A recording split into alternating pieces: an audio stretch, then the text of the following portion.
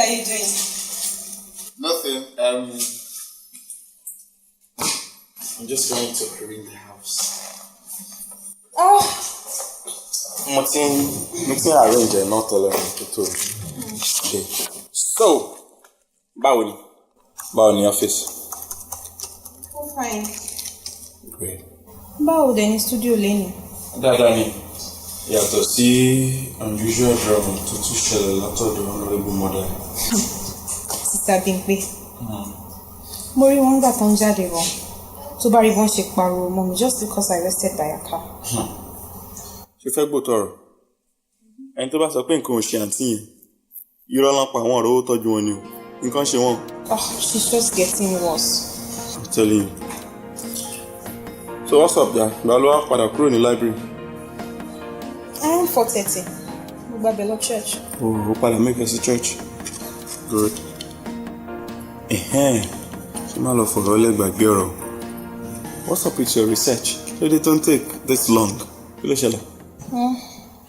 Mo ṣì wà lẹ́nu ẹ̀ o. Story yẹn ó wà so wild and ó require a lot of researches àti findings. So, èmi mọ̀ pé kò lè bá weekly edition yìí jáde. But mo ṣàn try best mi kó lè bá ti next month jáde. But mo máa need help ẹ. Yes. For pictures. Ìwọ nìkan ló máa ń nílò. Ṣé mi náà ń help ẹ? Gan. Kò sí wàhálà. Ọmọ wa náà ni a ṣe tiwa fọ́lọ̀. Kò síbi tá a fẹ́ tiẹ̀ sí. Ẹ ṣe. Oh yeah, what do you want for dinner? Indomie? No. Pasta. Indomie pasta, which one? Pasta. I'll be back. Yeah. Then pasta yẹn jẹ́ kí mọ̀mọ́ wà ń bẹ̀. Mọ̀mọ́. Bàbá àgémáwọ̀. You're something. Yes, I know.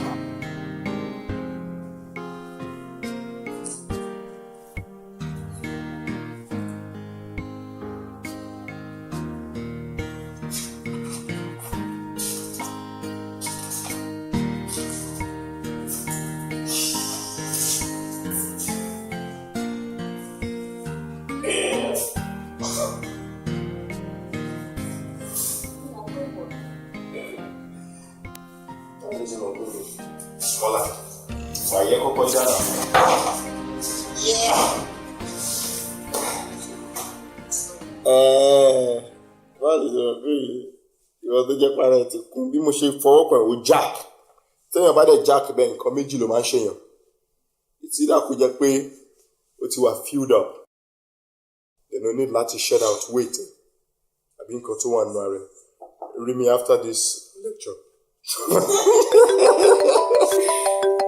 Nico. Hello? Yeah, Lillian Keshiru speaking. Hello, sir. Oh, hi there. Báwo ni? Yeah, I'm okay. You won't come? Oh, good. Me baby. Date wo gangan ni prom yẹn? Okay. You just have to do something for me. Try láti máa pè mí so that me ní gbàgbé. Okay, fine. Alright then. Take care of yourself. Yeah, bye. Eléwo ni ẹ? Àwọn ọmọ tí mo sọ fẹ́ ń kọ́ ni wọ́n fẹ́ kí n ṣe write up fún wọn nínú magazine wọn. Oh, okay. But ó jẹ́ kó ṣe fún wọn. Ṣé náà ó máa rówó? Àwọn school yẹn máa sanwó fún ẹ. Wọ́n máa pè é. Torí owó kọ́ mo ṣe fẹ́ ṣe, èmi fún ara mi gan mo volunteer. O volunteer fún wọn ni? Yes, sir. Èèyàn ní àwọn àlàmúṣe nìyàn. Mo kàn fẹ́ ṣe fún wọn ni. Ọkàn mi ṣe fáwọn ọmọ yẹn. It's good, but it's fine. You should do it for them. You should do it. You should do it. You should do it. I'm aware now. Anyways, we might need help. Fún kí ni? What else? Found pictures, of course. Okay. Pictures àwọn ọmọ yẹn tó bá lọ fún program wa bí. Ṣé o expect pé mo máa tẹ̀lé ẹ lọ́bẹ̀? Tó bá ti ń ṣe dìdìrín yẹn, èmi náà máa bẹ ya fọ́tò kiri. O gbá fáwọ̀ olùdíndín. Mo fẹ́ gbóòótọ́, help kan péré ni mo lè ṣe fún ẹ. Mo gbọ́. Màá dẹ̀ ṣe láti inú mi wá ni. Torí mi ò mẹyẹ tó ṣe ẹ̀ mọ́, ìyá ṣe tiẹ̀ fọ́lọ́. Òótọ́ ọbẹ̀ ni pé màá fún ẹ kámẹ́rà mi lọ́fẹ̀ẹ́ mi nígbà fífi lọ́wọ́ ẹ̀. But dá kámẹ́rà mi padà bí mo ṣe gbé fún ẹ ìbátan.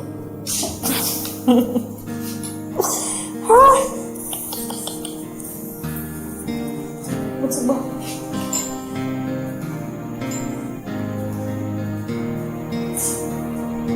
Kí ló wọ̀? Why are you staring? I am looking at you and then to the flashback to the good old days back in school. Ṣé bí àwọn ọjọ́ tí o máa ń bully mi, o máa ń ṣe bẹ́ẹ̀ ni pé o like me. Meanwhile, deep down, o like me but o ní courage láti sọ fún mi. So, Of course, Mama. Sister mi pè sọ fún mi school mọ̀ mi gbà yẹn. ọdẹ ààrẹ máa ń ṣe bí opó ò dẹ sọ. Anyway, the truth about it is, òótọ́ ni mo like it, but ọmọ pẹ́yìn obìnrin ẹ̀gọ́. Ẹ̀yàn bá ti rọra sọ̀rọ̀ díẹ̀ fún yín báyìí, ẹ máa wá gbé ságbárí irun orí yín máa wá dìde bí ìgbà tí wọ́n bá gbéyàn ẹni mọ́ ìtẹ́ ìṣe mọ́. But really, I actually liked you, and then eventually, that's mo mọ̀ pé your sister Bumpe òun àti school mother tèmi náà, they are quite close. Now we pé okay, this is a bit nice and funny enough. Ibi tí mo ti padà wò pé ntọ́lọ́mbà ti kọ́kọ́ sí nǹkan tí èèyàn lè ṣe sí. You were my prone date. That's what you're going. I was the king. Our story is a whole magazine. Yeah, this story, right? Magazine, this story about Junju. I can't. Love is a challenge. I love you. Don't you get it? It takes sadness to know.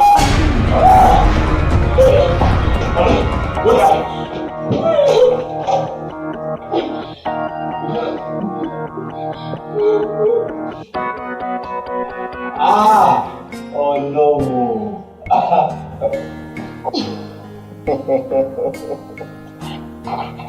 Jọ̀lọ́, ṣé torí nǹkan tó ṣe pariwo ẹ̀? Ó ṣe first time lélẹ̀, and this time ó pọ̀ gan. Tó tó lọ lọ. Nígbà tó ti mọ̀ kó máa ń ṣẹlẹ̀ tẹ́lẹ̀ pé ìgbà àkọ́kọ́ lè kí ló rí tó pariwo bíi pé ìgbà àkọ́kọ́ tó máa kọ́kọ́ ṣẹlẹ̀ sí ẹni. Nǹkan tó jẹ́ mi láyà ni pé ó pọ̀ gan this time around. Kí ló fọ́ ni? Láti inú bẹ̀rẹ̀ sọ fọ́rọ̀ fẹ́. Ṣorí tí nǹkan báyìí bá ṣẹlẹ̀ séèyàn, nǹkan méjì ló ń rán pẹ̀lẹ́ mi. Nínú kó jẹ́ pé akókóró àti iyọ̀rọ̀ ó ti gba àlàáfíà lẹ́nu ẹni náà. Àbí kó jẹ́ pé èrìgì ẹ̀ gbogbo ẹ̀ ti di pẹ̀lá.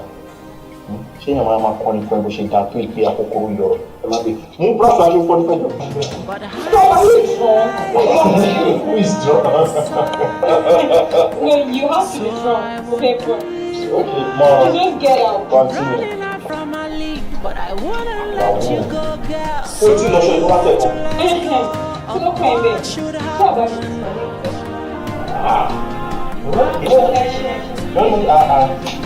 Yes,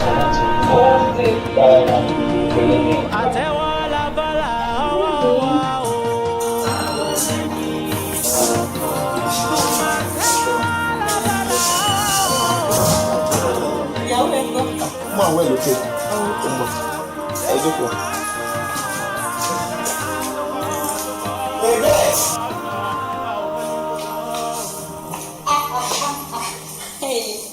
Mami. Ẹ ká sọ̀rọ̀. Ẹ kò jẹ́ mẹ́ta. Kí ọ̀kan pẹ̀lú ọkọ ẹ̀ ló ń wẹ̀. Bẹ́ẹ̀ mo ní service in church. Okay. Mi máa mo dé láti attend very important. So mo ń prepare fún. Báwo wá làwọn aráalé? A dúpẹ́ lọ́wọ́ Ọlọ́run, a wà lálàáfíà. Ó tó jẹ́ mẹ́ta tí mo rí ìwà àtọkọ ẹ̀, òun mo ṣe ní kí n yọjú sí i. Ẹ ṣe mà, ẹ kú àbẹ̀wò. Ẹ ṣe gan-an. Ẹ ṣe yàrá mà. Mo wà ní wedding Jọkẹ́ ní last weekend. Mo dẹ̀ wá sọ pé inú ọdún sẹ́yìn méjèèjì. Ẹ náà àgàgà wọ́dèjì.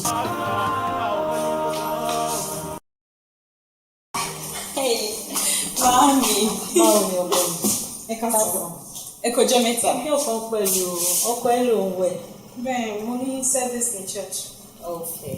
Mi máa mo dé láti attend very important. So mo ń prepare fún. Báwo wá làwọn aráalé? Ọlọ́run, a wà lálàáfíà. Ó tó jẹ́ mẹ́ta tí mo ṣe ní kí n yọjú sí i. Ẹ ṣe mà, ẹ kú àbẹ̀wò. Ẹ ṣe gan-an. Ẹ ṣe yàrá mà. Jọkẹ́ ní last week. Mo wà ní wedding weekend. Sẹ́yìn méjèèjì. Mo dẹ̀ wá sọ pé inú ọdún. Ẹ náà àgàgà wọ́dèjì. Mami. Báwo ni ọkọ mi? Tí mo rí ìwà àtọkọ ẹ̀. Mẹ́ta. Kí ọ̀kan pẹ̀lú ọkọ ẹ̀ ló ń wẹ̀. Ẹ kò jẹ́ this in church. Okay. Mi máa mo dé láti. Yeah, she's harsh and aggressive. Mi dẹ̀ jẹ́ kọ́ insult mi àtọkọ mi torí plate of rice. No. Mi ìró òun gan bẹ̀ kò wá. Ọ̀rọ̀ ti yanjú yìí. But ọ̀rẹ́ ẹ̀ ní Jọkẹ́ náà ó yẹ kó ti yọjú sí i. Ẹ wo máa bẹ̀.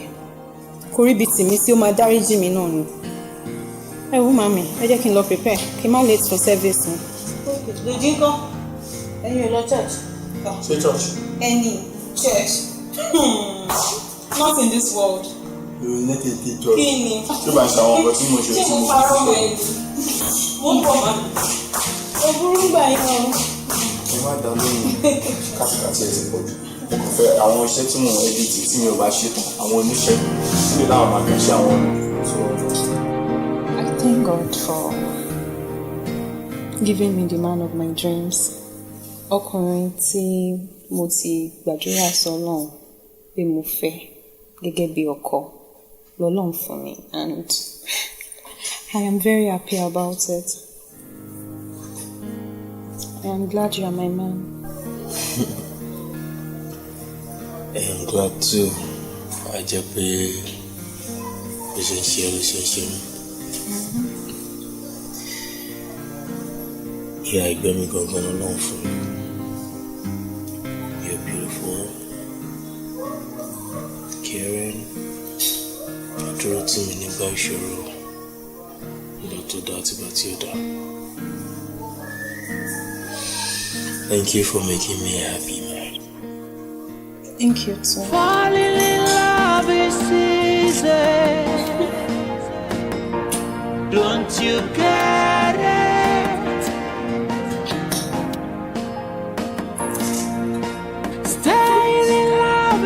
challenge.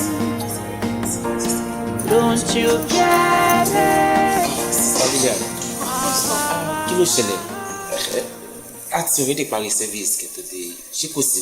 Pastor, ẹ wá bínú, iṣẹ́ náà ni. Mo ní kí n tètè meet up pẹ̀lú deadlines àwọn stories mi. In fact, mi mọ̀ pé tí máa parí service kí n tó débi báyìí. Mo kàn ní kí n try ni regardless. Ìyẹn náà dá. Iṣẹ́ ṣe kókó, àmọ́ ẹ máa fi ti Ọlọ́run, ẹ máa fi síwájú. Ọlọ́run ọba ló ní dédé lọ́wọ́. Ṣètò ẹ dẹ̀ make sure pé next service ẹ tètè dé o. Okay, sir. Ọlọ́run á dẹ̀ máa fún wa ṣe. Ẹ ṣe gbọ́dọ̀ gan. All right, sir. So ironic. Do you know it?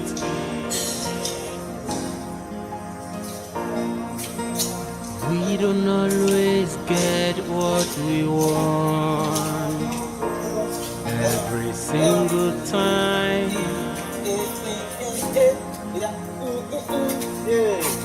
Loneliness brings about sadness.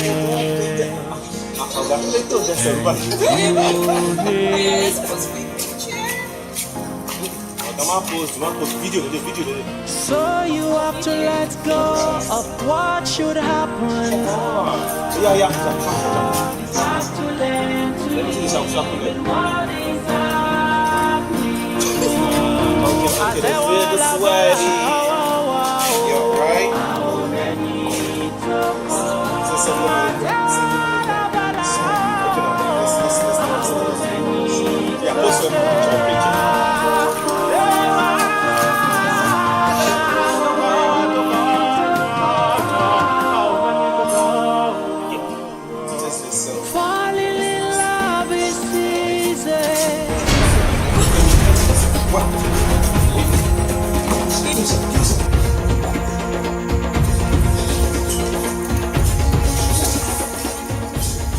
Everything is fine. You know what? Just see me in my office. No, Shirley, what's going on? Everything is fine. See me in my office now. Okay, Deji, tell her.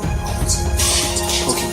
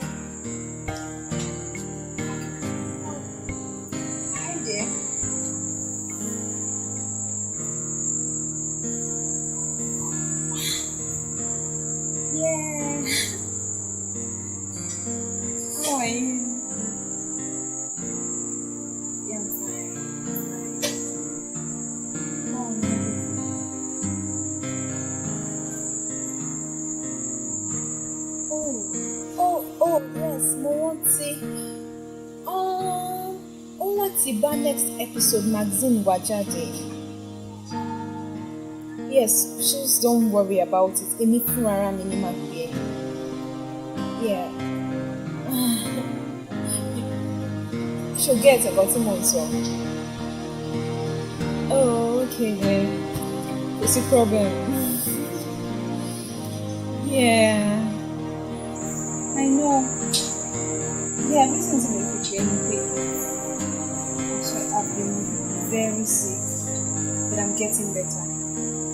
Anything around me, okay. Okay, it's fine. Yeah, I told you already. Okay then, bye. So you have to let go of what should happen. You have to learn to live in what is happening. Atewala bala, oh, oh, oh. How many to come? Atewala bala, oh, how many to come?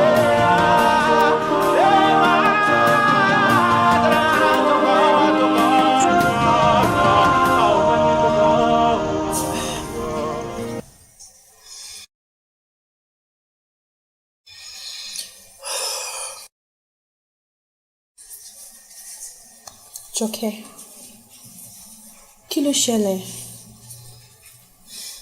Kí ni result sọ? Talk to me. Fẹ́ kí n fẹ́yìn méjèèjì láyé bóyá kẹjọ sọ̀rọ̀. No, it's fine. You can sit. It's fine. Lillian, we ran a blood test on you, and you are pregnant. Wow! Wow! That's good news! Congratulations. That's good news! That's good news. Precisely 8 weeks. 8 weeks?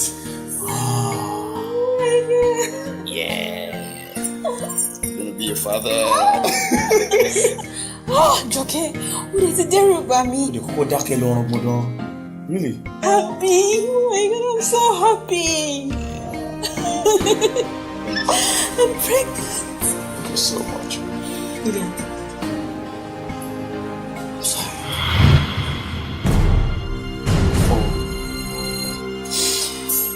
You have leukemia.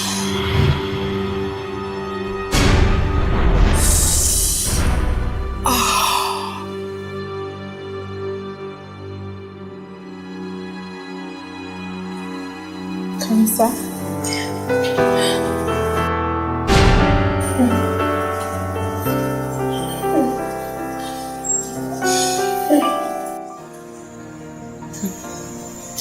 Ó dá mi lójú pé result mi kàn ní doctor fún mi.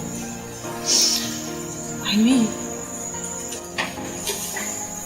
there's a mix-up somewhere. Mo máa ń lọ hospital from time to time. Mo dẹ̀ máa ń ṣe tests like báwo mo ṣe máa ní leukemia, cancer of the blood.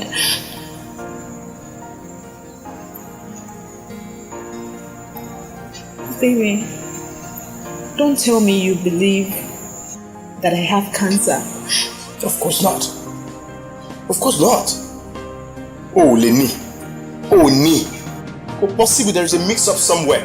What is that rumor happening? When the gods are not crazy.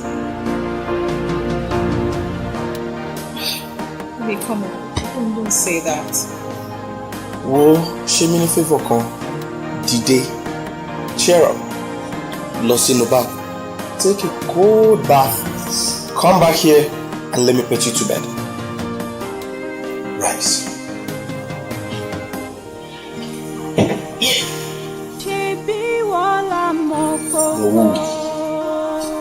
Off to the bathroom, or you want me to go? Okay, let's go. Let's go. Let's go. Let's go. Let's go. Let's go. Let's go. Mommy, bó ti fẹ́. Báwo wá ni? Oh, okay.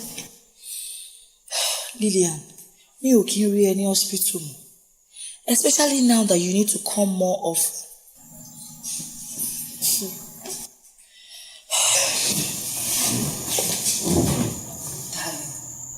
You can't keep running from the truth.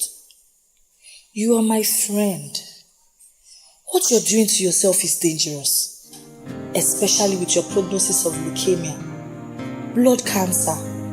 It is dangerous for you, and most especially your baby.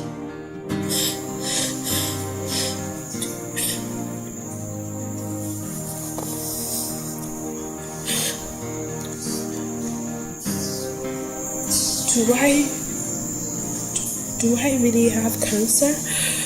Darling, oh, you still don't believe you do. Even after I told you, mo expect boy kó ti lọ sórí internet kó ti lọ search for me. Look at knots all over your neck. Look at how you're sweating. Come on, Lillian. It's okay. So,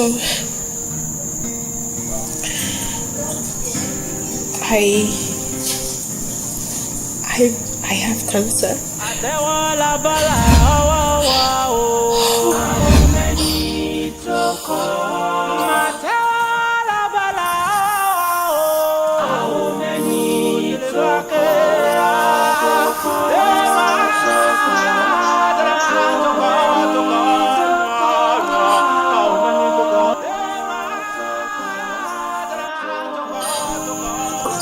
You don't want No. You're not going to die. You're not going to die. No one is saying you will die. But you know how dangerous it is for you and your baby.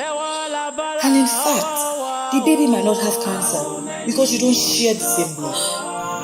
Your chemotherapy and the other treatments, Tamasheluma, Fiwasi, darling, you really need to be strong for us and us. So we need to do something real fast.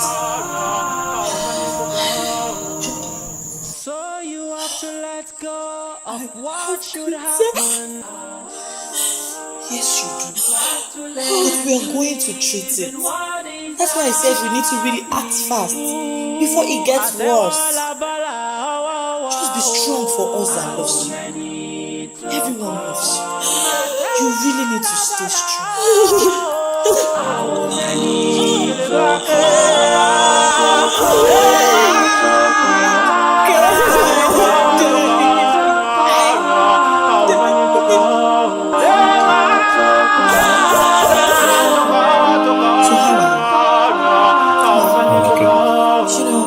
The fact that you're not making it obvious that something is wrong with you. So I'm trying to stay strong for my husband and everyone that loves me. Yeah, I love that. Lillian, I am going to be advising you as a friend that loves you so much. Medically, any sobani leukemia bushini must not get pregnant.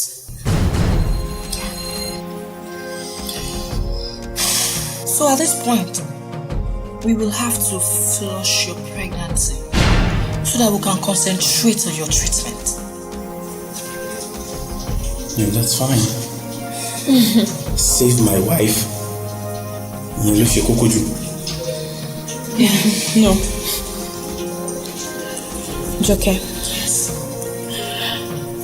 You are my friend. I need you to save my baby. What are you saying? Your life only important to you. We would always have a baby. Lillian, once there is life, there is hope. Your husband is here, he's not going anywhere. You guys can still have a lot of babies, as much as you want. Just be alive for us. Because once we start the chemo, you are going to lose your child. Start the chemo. Save her life. Because could you see me at this time here, babe? Yes. Joke. Yes. Don't mind him. Save my baby, please. Save my baby. I don't want chemo.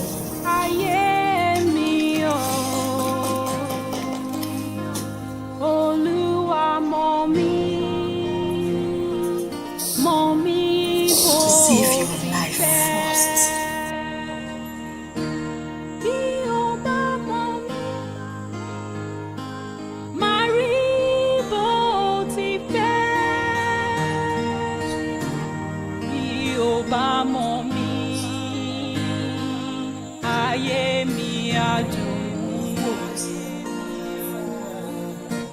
Ṣebí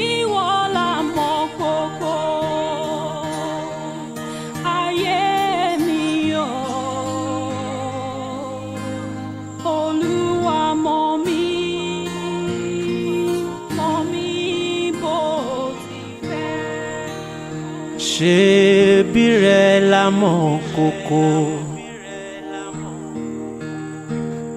ayé mi o Olúwa mọ̀ mí bó ṣe fẹ́. Ṣebí la mọ̀ kókó ayé Olúwa mọ̀ mí bó ṣe fẹ́. Bí o bá mọ̀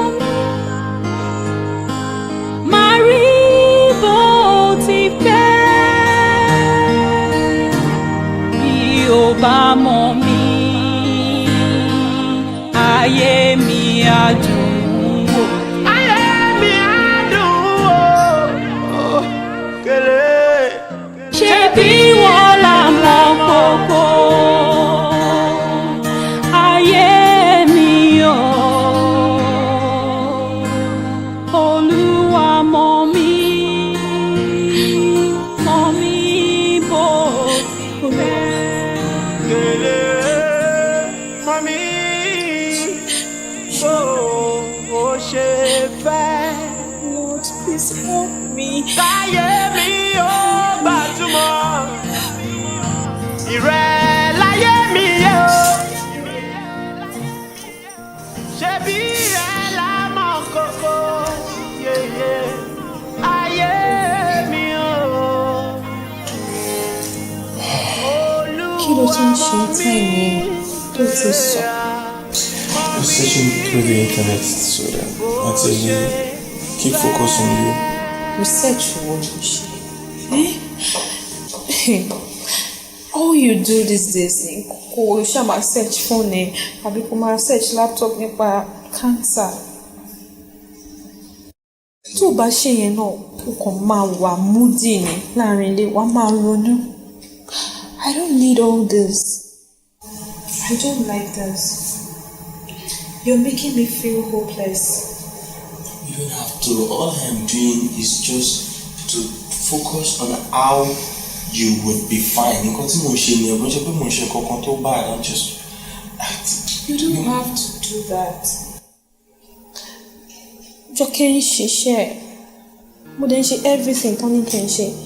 Besides, wọ́n ti set up medical team for me, which you know about. So you don't really have to worry so much. Please, I'm begging you. Okay, what's wrong? Mo mọ̀ pé òun try láti search internet fún ara ẹ̀ so that mo mọ nǹkan tó yẹ kí n ṣe o àti nǹkan tó yẹ kí n ṣe oúnjẹ tó yẹ kí n jẹ àti oúnjẹ tó yẹ but at the same time it is fine. I'm not saying you should not do that but ìyẹn ò ní kó wá abandon iṣẹ́ ẹ̀ kó abandon iṣẹ́ ẹ̀ gbogbo àwọn pictures pile up edit ṣiṣẹ́ ẹ̀. I don't like that, please. I see what? It's okay. Thank you. I want to go back to bed. Come on, keep me warm. So I'm feeling cold. Tí bá sùn, mo fẹ́ kó ṣiṣẹ́, kó try láti ṣiṣẹ́ díẹ̀. Or better still, just leave everything. Jẹ́ ká jọ lọ sùn.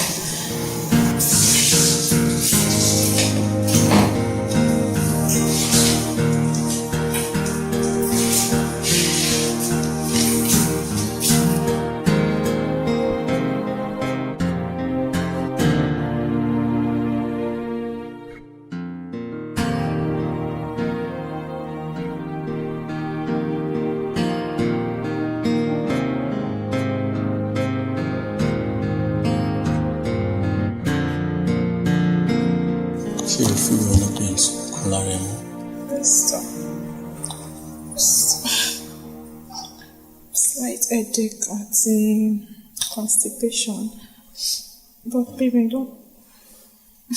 Mo ní láti take wá mú mi dáadáa then wá relax ara so èmi máa ní láti lọ sí studio soon.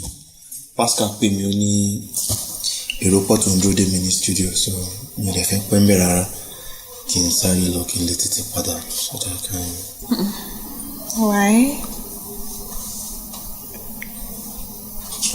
Ṣé nítorí tèmi? Ṣé mo máa fi wọ nìkan lẹ́yìn ni I have to come back and take care of you. Máa tètè wá náà. Bẹ́ẹ̀ni, I'll be fine. Má worry. Oh, okay. In fact, èmi gan ní láti jáde, just I can stroll to the pharmacy just to exercise my body. Kí ló fẹ́ lọ ṣe ní pharmacy? Anything tó bá fẹ́ lọ rà ní pharmacy, tell me, I will get them and I will bring them for you. O ní láti stress ara ẹ̀ fún pharmacy or anything. Don't worry about it, baby. You've been the one doing everything all by yourself. Just go to work, take your time. I'll be fine. Mama, okay, Shubo. Huh?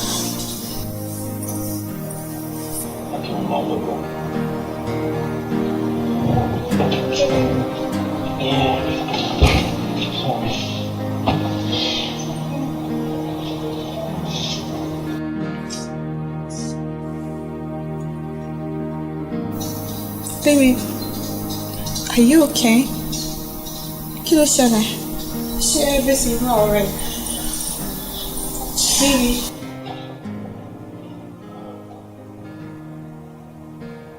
You didn't lose your will you take care of your chance to my feeling? May I keep you to mama help her out so that we're relieved of the stress a bit. We need you when you come. What do you think? No.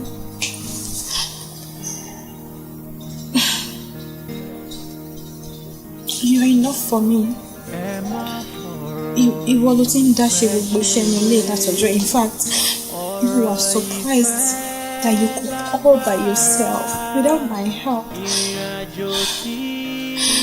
And you know that Momsi wanted to close that shop, and she always liked to come and check on me at home. Baby, hold me.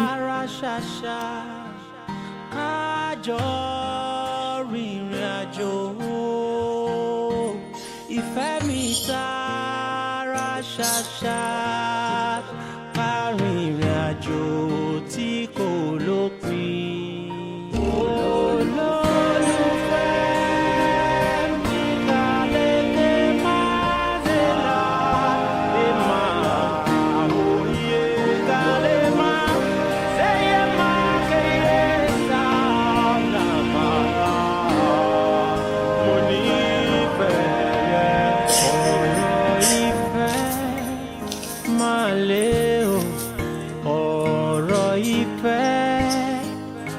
Gaju ọ̀rọ̀ ìfẹ́ máa lágbára, ìjì ìfẹ́ tó ń jà yóò gbọ́dọ̀ gbé wa lọ.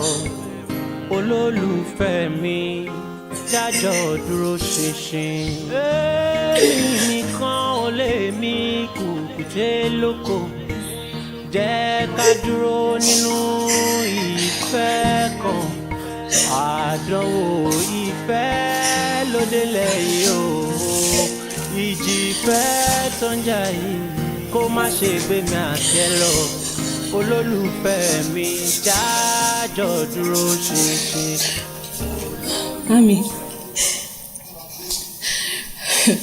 Mami, irú ẹ̀yin kọ́ ló yẹ kẹ́ máa ṣe gbogbo eléyìí fún mi.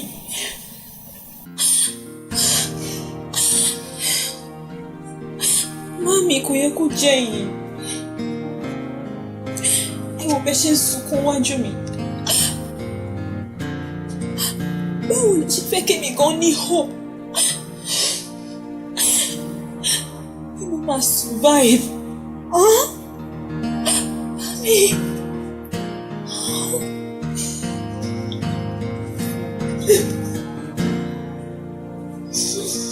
Ṣé kò yẹ? Ìjọ tí mo bí ní bàbá ìjáde láyé.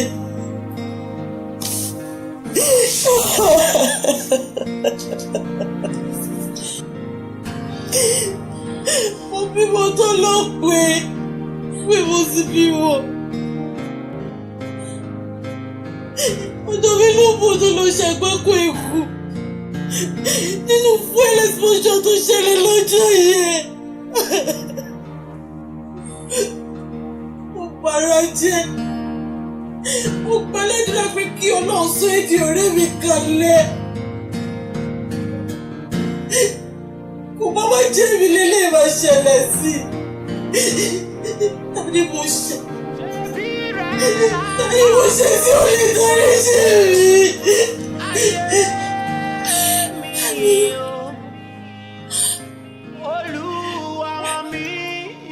Ẹ ti sọ fún mi several times bí dáàdì ṣe kú. ṣe jẹ́ ká gbà pé àwọn Ọlọ́run bí wọ́n ṣe fẹ́ nìyẹn àbí ẹ̀yin rò pé Ọlọ́run ò gbàdúrà ẹ̀yin rò pé Ọlọ́run ò gbàdúrà mami ṣé ẹ fi o pé agbára ẹ̀yin nìkan náà ó gbé mi dé level tí mo wà lẹ́nu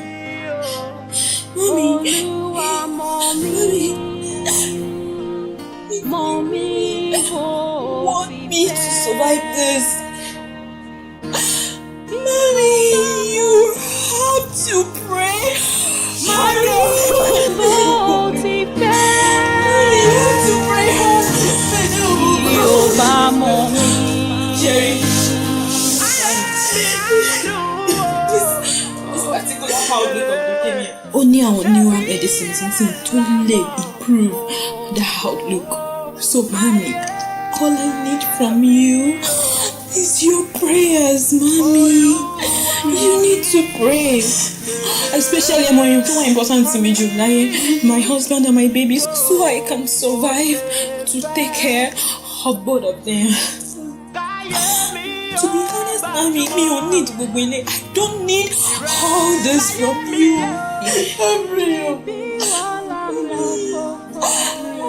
need you. I need you. I need you now more than ever. I need you to carry me on. I need you to survive.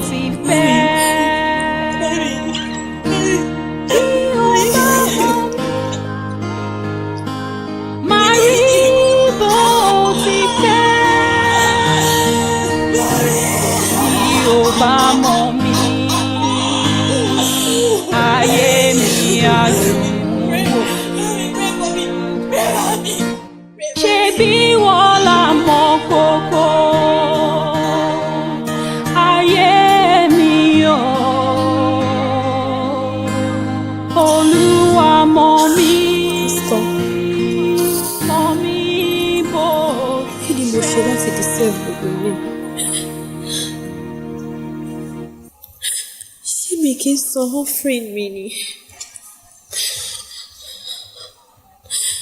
What exactly have I done wrong? Sister Lillian, what is the issue? Kill me, Shelley. Sister Lillian, bá mi sọ̀rọ̀, omi ló ń jáde lójú yín.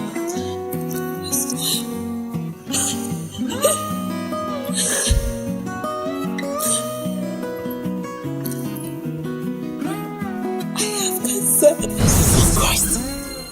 Cancer.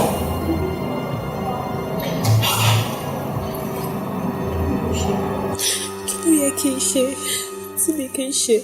Because mo máa ń wá sí church. I pray to God.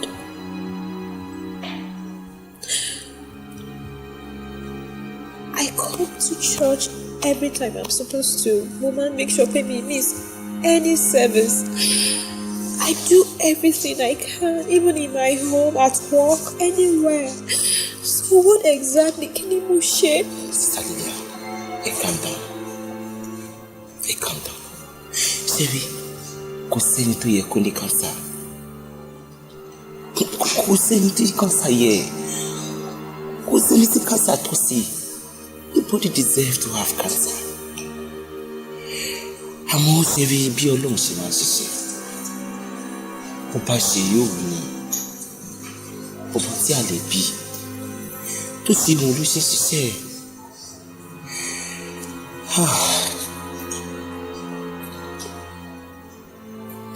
Mo fẹ́ sọ nǹkan kan fún yín lẹ́yìn. Nǹkan tí mo dẹ̀ fẹ́ sọ fún yín mi ò tí ì sọ fún ẹ̀dá aláìní kankan. Except for my family.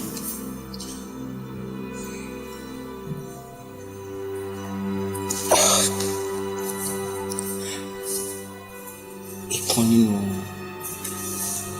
kidney mi kò ṣiṣẹ́ mọ́.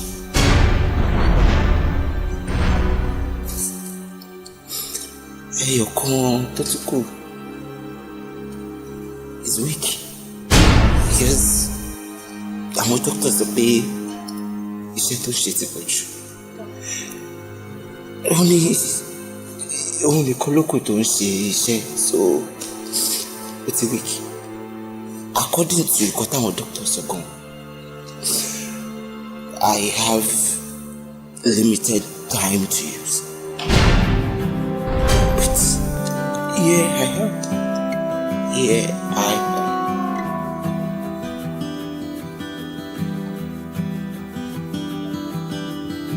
So you've been living with that kind of Ṣé àdúrà tí mò ń gbà ní pé kọ́lọ́n kò fún mi ní ìwòsàn. Nǹkan tí mò ń bá yín sọ yìí, mò ń bá yín sọ nítorí kí elégbàgbọ́ sọ́lọ́ kò sí kò tí Ọlọ́run lè ṣe tí. But Pastor, why a transplant or dialysis or something that can totally improve health? Why? Transplant. Dialysis. And where should I get that money from? Níbo ni mo ti máa rí owó yìí? Ṣé owó àwọn ọmọ ìjọ ni mo fẹ́ jí ní àbí tó dé lòdì sí Ọlọ́run tó lòdì sí iṣẹ́ tí mo ṣe?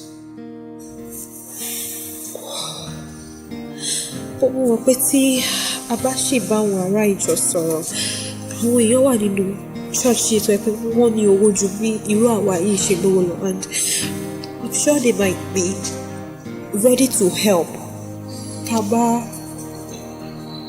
Pastor, why don't you speak out? Why don't you want to speak out? Why? Ṣebí Yorùbá ló sọ pé ilé ẹni láti ń jẹ èkúté onídòdó. Mi ò lè máa sọ nǹkan tó ṣe mí fún gbogbo èèyàn. I can't.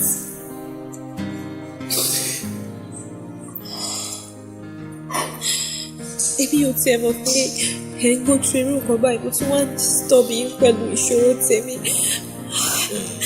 I am so sorry about this. You don't need to be sorry. Èmi ti gba kádàrá. Mo ti fọ̀rọ̀ mi lọ́lọ́run lọ́wọ́. Mo fẹ́ béèrè ìbéèrè kan lọ́wọ́ yín.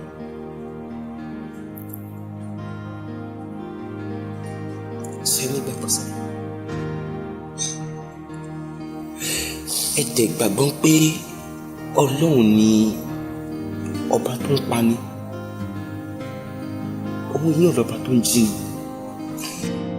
Ọlọ́run lọ́ba tó ní ìwòsàn. Ẹ nígbàgbọ́ sí? Ó dẹ̀ dá yín lójú pé ìgbàgbọ́ yín ó dúró pẹ̀lú Ọlọ́run. Yes. Why don't you pray? Why don't you pray to him? Kí ẹ bá Ọlọ́run sọ. He is your creator. He created you. Ẹ bá Ọlọ́run ní sọ̀rọ̀. Ẹ bá Ọlọ́run sọ, á fún yín ní ìwòsàn. Ọba tí kò ṣe kọ́ tìrí ni. Ẹ mọ̀ kọ́. Máa rí bó ti fẹ́. Bí o bá mọ̀ mí, ayé mi á dùn wò. Ṣé bí wọ́n là mọ̀ kókó? Ó ní mo ń béèrè lọ́wọ́ ẹ̀. Gbogbo àwọn oògùn tó máa ń wá rà bí báyìí ta ló ń lò? This is not the first or the second time you are coming here to buy these drugs. Who is using them? Answer me first.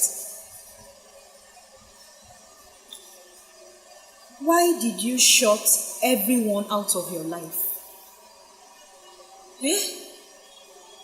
You shut practically everyone out of your life. Why? Even Tenife so much. You shut me out. Atoko mi, Deji. Kí lẹ ṣe wá? And every time tí bá ti bèrè yín lọ́wọ́ Jọkẹ́, kó máa change topic yẹn. What happened? Ìgbà tí mo ṣe tán ní secondary school. Tí mo dúró sílẹ̀ pé very soon èmi náà máa wọlé ẹ̀kọ́ gíga. Mo ti ṣe gbogbo ìdánwò tó yẹ kí n ṣe. So I was just waiting for those results to come out so I can go to the university.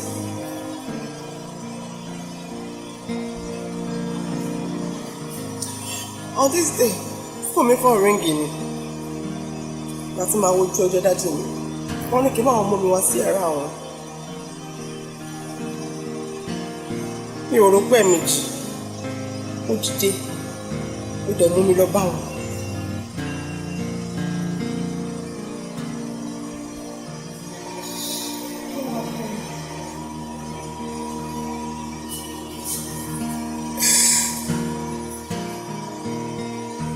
She not even see me in the bed. My father raped me.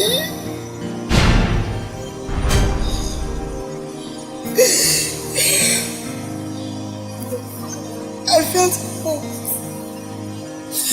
I felt betrayed. Was anything more than suffer? Only to me to suffer. Because I'm suffer. You should have suffered me pain. Má jẹ́ kẹ́ni kankan mọ̀ fún ká ṣe ló pòrò. Bísí ìtọ́bí sáyé ṣe yé mi pàápàá ní ẹ̀sìn mo fi lọ kàwé lábúrò. As in my I just felt with one, you know. I felt alone, so I just wanted to stay. I didn't want to have anything to do with anybody.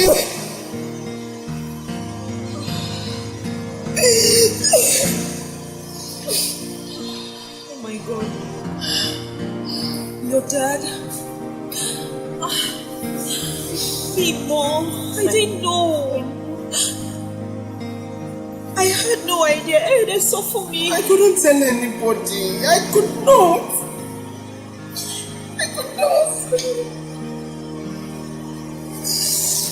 I couldn't tell anybody.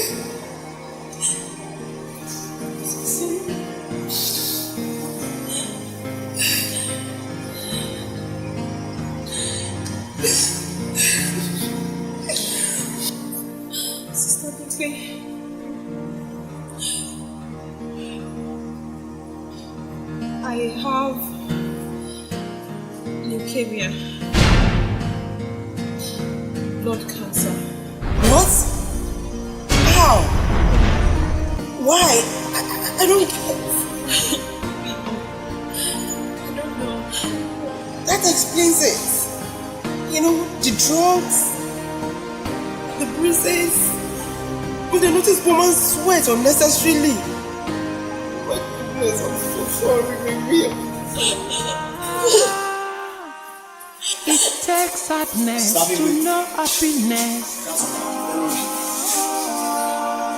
It takes absence to You know what? present. Look at me. Everything will be fine. Gbogbo nǹkan tó tọ́kùn kò máa ṣe, hospital tó bá ti ń ṣe. Oúnjẹ fruit, òun náà ògùn ẹ dédé. You will beat it, trust me. I will be here, I will make it up to you. I will make it up to you, I will be here. Yeah? From the other side, so I won't give up. You're running after Should be your difficult láti get right? Not at all.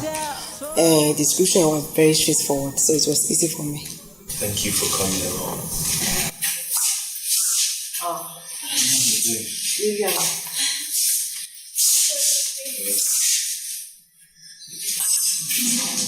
Believe me.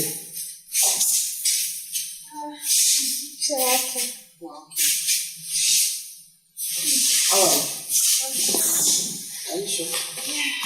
Sweetheart. Ó ṣe bí pójú fẹ́ràn jẹ́ kí n lọ káwọn aṣọ tí o ṣàṣetàntì. Okay, thank you.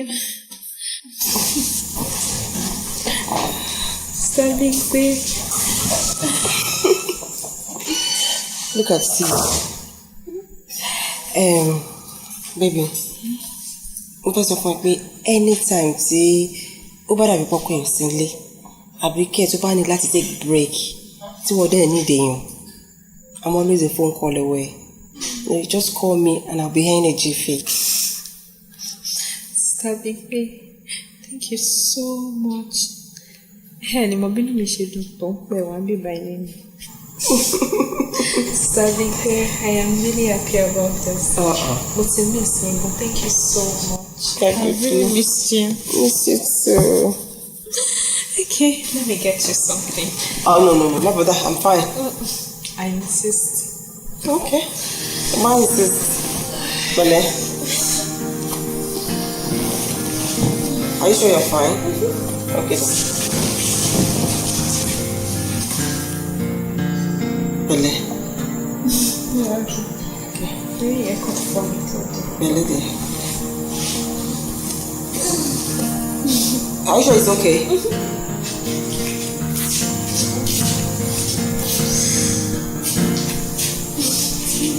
Okay.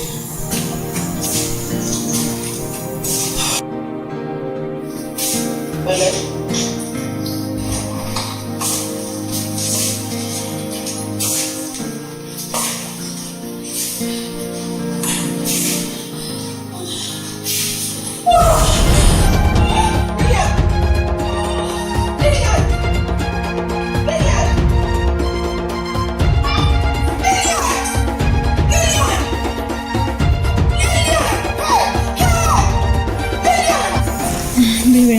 Yes, Sally. Yes. I think I need to visit the salon. For me, gone. As in, getting too much lately, and I don't. I know my soul so I don't know what to do. when troubles come and my heart wouldn't beat. I have to visit the salon. And I am still and waiting in the silence until you come and sit a while with me. You raise me up so I can stand on mountain. Oh, you raise me up to walk on stars. I am strong when I'm on your shoulder. You raise me up to more than I can be. You raise me up so I can stand on mountain. You raise me up to walk on stormy seas. I am strong when I am on your shoulders. You raise me up to more than I can be. I am down. I know my soul so weary. When troubles come and my heart burden be, and I am still and waiting in the silence until you come and sit a while with me. You raise me up so I can stand on mountain. Oh, you raise me up to walk on like you're strong. You're going to keep acting like everything is fine. Stop pulling me out.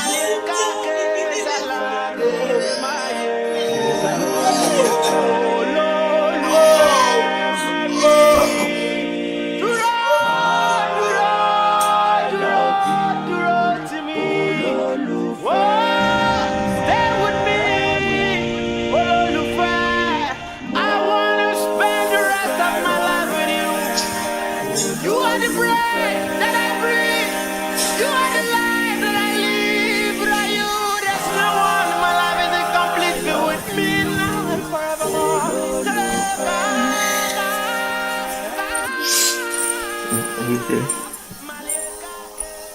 You okay? Oh, okay. What you want to do? If I can help you. Easy.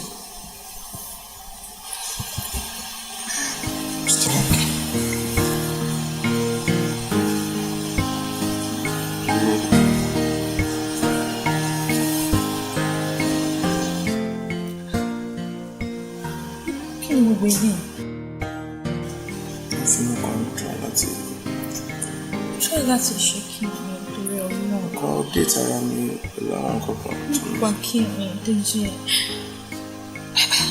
Táìmì yìí,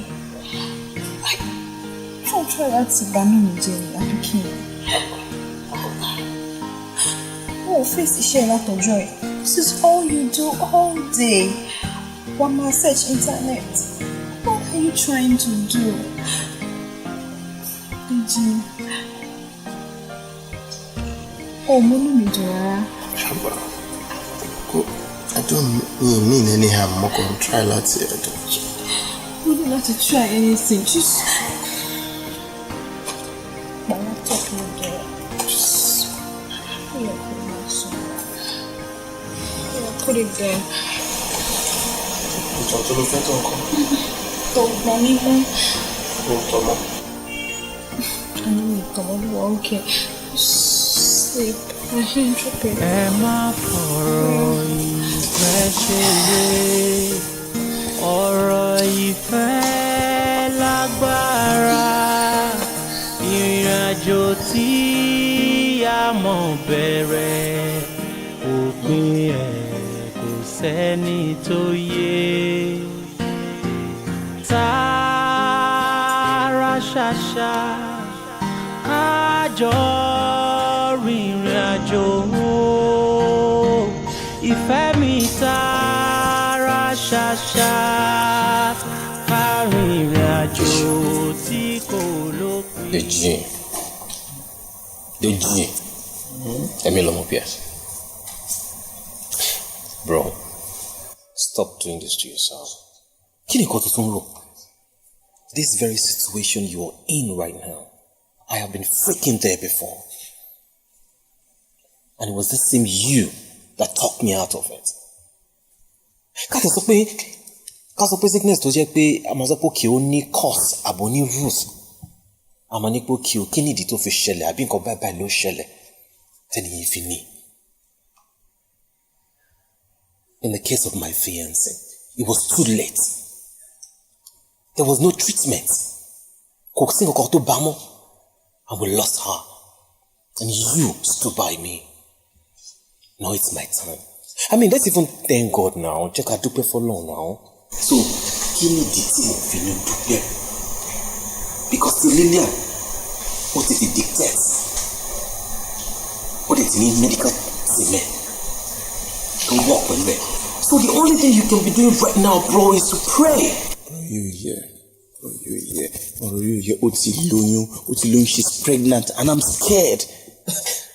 Bro, you should be happy. Yeah, can't you do people know you now? No, could it work now? Open me can lose someone and you can lose your woman. Kia womi wa. Tare ba ya everything ba wa okay to. O ma lóyún mi, o ma bímọ now. So. But at this point, how long am I feeling the same time? Yeah. I mean, kò sí anything tó máa ṣẹlẹ̀ lẹ́yìn Ọlọ́run. You be called a Japanese Adekolo Mamos. So please. This life is so ironic.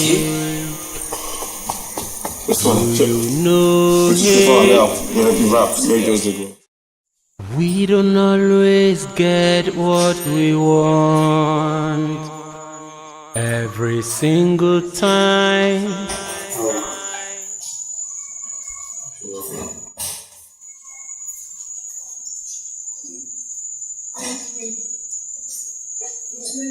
Mo ti fẹ́ máa jáde. Ṣọ́ọ̀bù lè take care rẹ̀.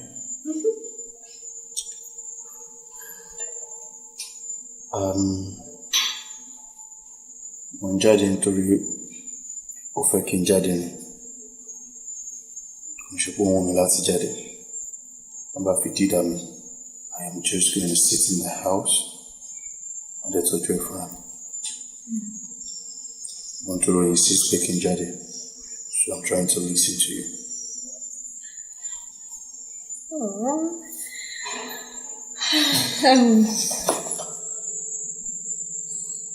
I know, but you want me back. She'll take care of me. I'll be fine.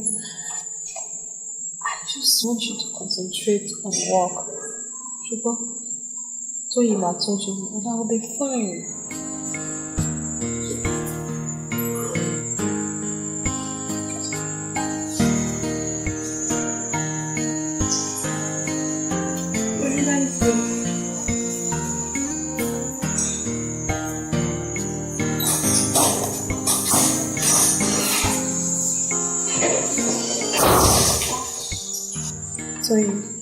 Yes. I am so scared. Scared? Scared of what?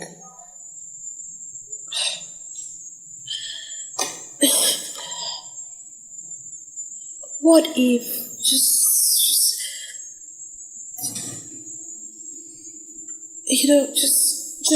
what if? What if? What?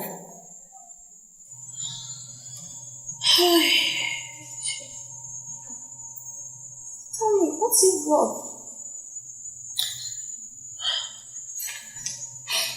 What if I don't make it? I know how you feel. And Mama, how soon will you resolve issues? Nothing is going to happen to you. Okay, nothing. Sorry.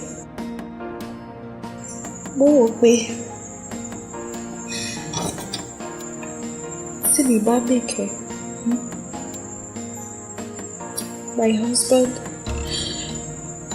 and my baby, they are going to be so lonely.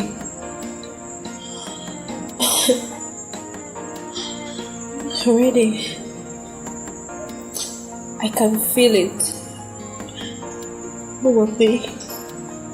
Ayodeji was very lonely.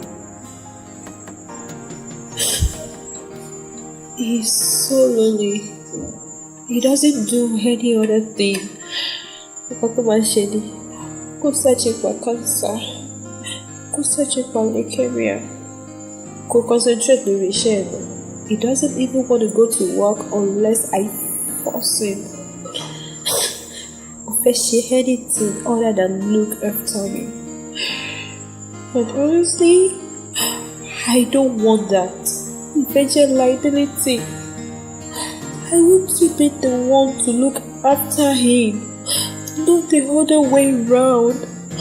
If you want to pay, you know, Sibale, buy your DJ, wow, you know, some kind of like someone else, be alternative. You get what I'm saying? So they start new life,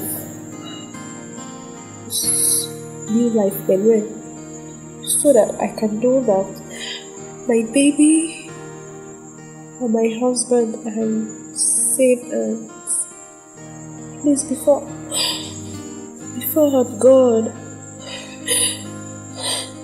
Come on.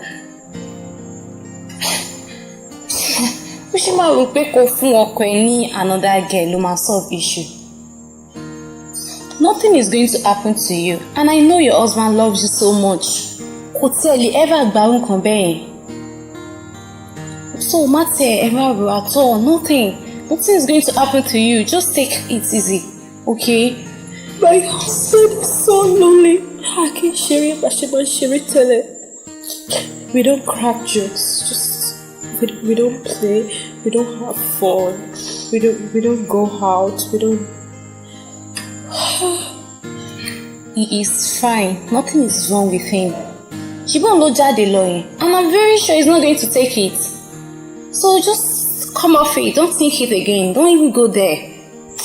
I think your food should be ready by now. Let me just get you something to eat. I just think I need to do something. I need to look for an option.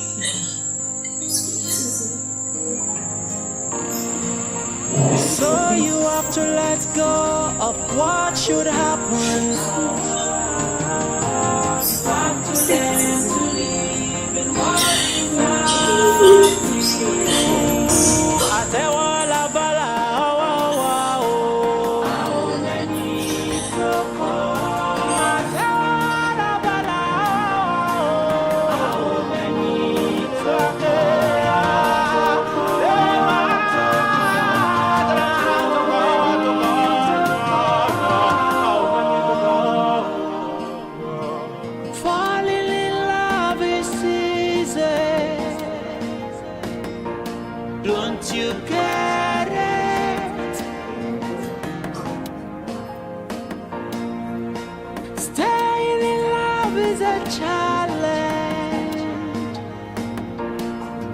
you get it? It takes sadness to know happiness. It takes absence to cherish presence. You see life from the other side. You wanna give up.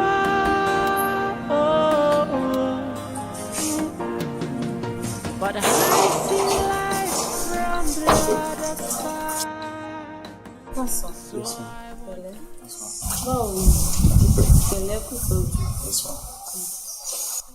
Má jẹ́ kí anything bother ẹ lórí iṣẹ́ rẹ̀. Lórí yóò sọ fún mi pé òkè lọ bí iṣẹ́ déédéé mọ́. Kọ́lọ́run ṣàánú ní jàre. Mo pé ní dúdùn ló ń móríyá. Ẹni tí ó ń múnú mi dùn náà láre ọ̀yà tó jókòó sínú ilé. Kí ni ìwúrí mi pé mo ń lọ bí iṣẹ́ ní gbogbo ìgbà? Tí ó bá ń ṣe pé òun gan fà kékọ́rí pé dandan kí n máa lọ síbi iṣẹ́ ni ó dùn mọ́ mi nínú kí n máa dúró tì every time. Ó yé mi ṣùgbọ́n ìwọ náà ò ní fẹ́ sọ pé kò dúró tì ń lé torí tó bá jókòó tì ń lé ó máa dàbí pé ẹ̀rù ń bà ẹ́ pé ọjọ́ kan máa fi ẹ́ lẹ̀. The only thing ló need lọ́wọ́ wa ojú àdúrà. Ṣọ́la àmọ́ àdúrà náà. It takes sadness to know happiness. Kẹ́hìndé, Mr. Kẹ́hìndé àbí ní ìyàwó ìtẹ̀ tó sọ́nà ìlú. Mr. Kẹ́hìndé Adeyemi. Ẹ wá sí géètì náà. You see life from the other side. You wanna give up.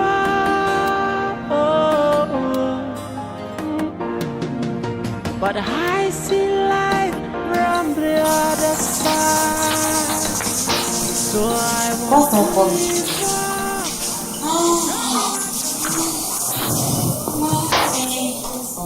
Pẹ̀lẹ́, báwo la rẹ̀? Better. Èwo ló tún wá rí kọ? Ṣé mo ń ṣe àwọn write-ups kan ní ọdún wa important. Kò yẹ kó sì máa ṣe gbogbo ilé ìsìn. Kò yẹ kó sì máa sinmi ni. Mo ń rest. Mo ṣe really náà ó wà very very important. Don't worry.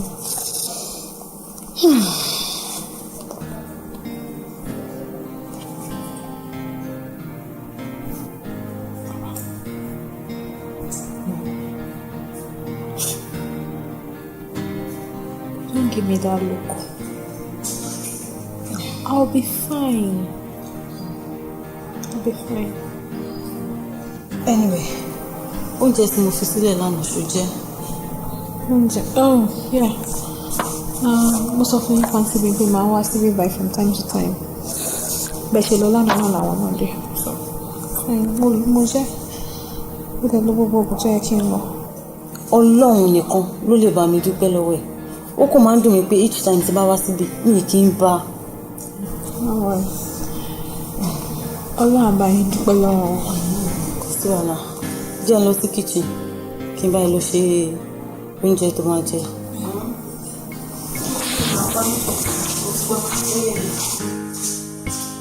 Ṣé o ti jẹ fruit lónìí rárá ṣá? Jẹ fruit tó kàn mí. Àwọn ẹgbẹ́ wà ní ìfọ̀sán.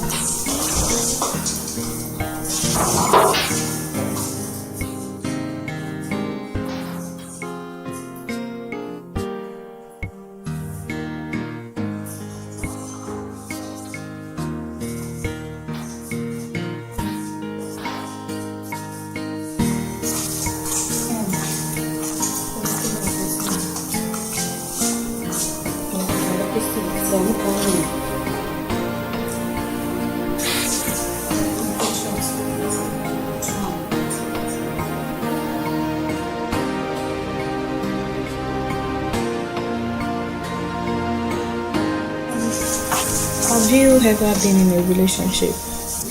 Ben. Bí méje. Méje.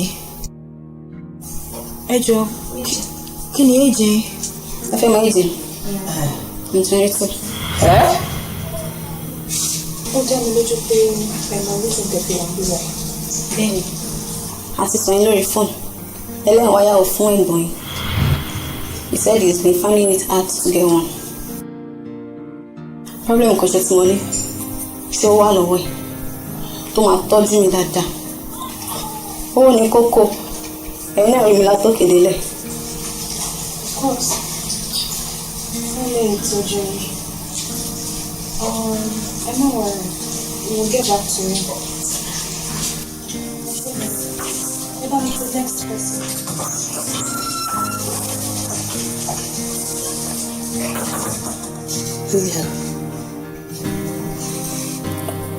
Sórí sẹ́ẹ̀sì ní gbogbo nǹkan tá à ń ṣe ìfà. Ṣé òun mi fẹ́ ṣe kínní? Ìwọ ló fọ́ọ̀sì tí mo fi jókòó síbẹ̀ tí mo ṣe dáadáa yìí. Gbogbo àwọn ọmọ tó ti ń wo bíbá láti ẹ̀kọ́, ọ̀rọ̀ owó náà sọ. Wọ́n kàn kí gbé owó bẹ́ẹ̀ pé owó ló pàyà láyà àwọn tẹ́lẹ̀ yìí. Tuntun lọ ṣé ilé ìlànà jókòó sí? I don't think this makes any sense. Only you make any consistency kankan ní nǹkan tá à ń sọ yìí. Nígbà tí ẹ̀ máa sọ̀rọ̀ sí sọ pé òun ti fẹ́ ọkùnrin méje láti just 22. Tí lè bá wọlé tàbí wàá fi 30 báyìí ó ti wá fẹ́ ọkùnrin 40. Ó sọ pé ọbẹ̀ tó dùn ó rẹ́sẹ̀. Sister Bimpe, we don't need to get a perfect woman. A kò máa pick ẹyọkan ni, then we'll make her perfect. That's all we need to do. Adrian, let me paint a scenario for you. Sorry, ní gbogbo àwọn tó wọlé nísìnyí ká wá pick ẹyọkan bó ṣe sọ. And this ẹyọkan tá wá pick yìí kó wá lọ love ọkọ ẹ̀ kó love ẹ̀ pa. Kí ọkọ ẹ̀ return kó náà ti wá lọ yọ̀fẹ́. Kí fẹ́ máa jà lórí àwọn méjèèjì rẹ̀ bí nǹkan mi. And then you, my angel, tọ́lọ́run ò ní pa ẹ́ fún mi kó wá beat cancer. You become a survivor. How would you feel? How do you intend to play around that? Would you be able to manage it?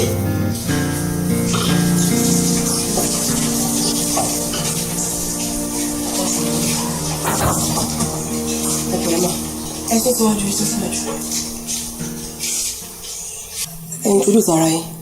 Orúkọ mi ni Omidan Ṣaléwá. Ẹ ti mọ̀ nǹkan tẹ́ wá ṣe àbí? Bẹ́ẹ̀ni. Wọ́n sọ pé àbúrò yín àbẹ́gbọ̀n yín kan pọ́n wáyàwó. Bí mo lè ṣe wà yìí, ọmọ méjì péré mo ti bí. Kódà tí n bá túra lẹ̀ níbi tí mo wà, ẹ máa rí láàrin ara yẹn. Torí pé mo lóra mi dáadáa. Tí n bá ti sọ fún yín kò sẹ́ni bọ̀ ìtọ́jú mi. Bí mo lè ṣe wà yìí, ibi tẹ́ bá ní kí gbégbé mi gbé, ìgbé mo máa gbé. Àwọn ọmọ ẹlẹ́sẹ̀ tó ṣòfin kọ́tọ́ bọ́ sáǹsì. Mo ìwà yìí, màá tọ́jú àbúrò yín dáadáa. Torí mo ti ná gbàrà, mo ti ná gbòòrò, ara mi máa balẹ̀ dáadáa ni. Àmì ẹ̀ tó ti dé. Ẹni táwọn wá dé wọ́n ti dé. You are here to stay pẹ̀lú gbogbo bùkátà yín. Ṣebí rẹ̀ la mọ̀ kókó.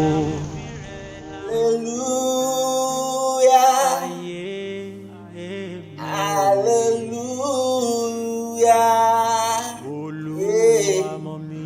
Hallelujah. Mọ̀ mí bó ṣe fẹ́. Ipò tí mo wà ní ọjọ́ mi lọ́rùn mo ṣe wá. Ipò tí mo wà ní ọjọ́ mi lọ́rùn mo ṣe bẹ̀rẹ̀. Bàbá ó ti tó àkókò kẹ́gbẹ́ mi dìde kíákíá. Olúwa, bàbá borúkọ rẹ ti tó. Borúkọ rẹ ti tó.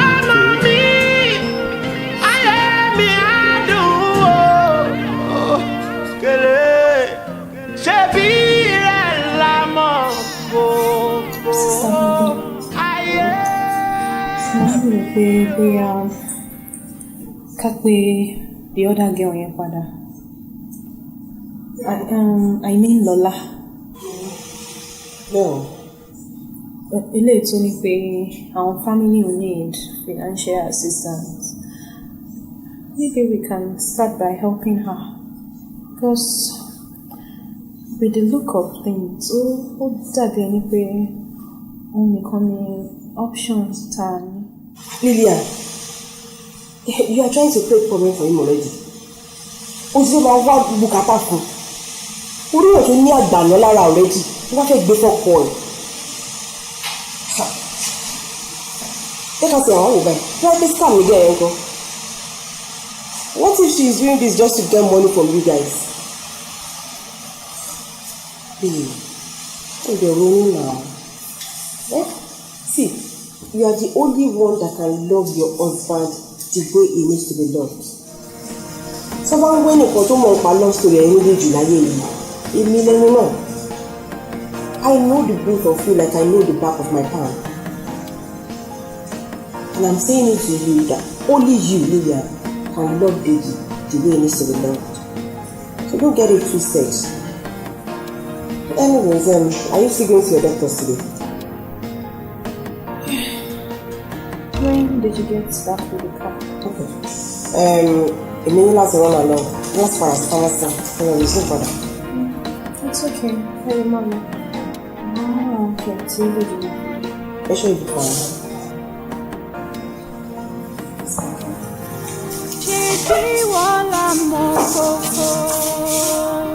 You do it.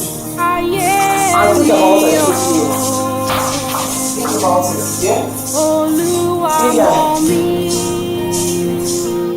mọ̀ mí bó ti fẹ́.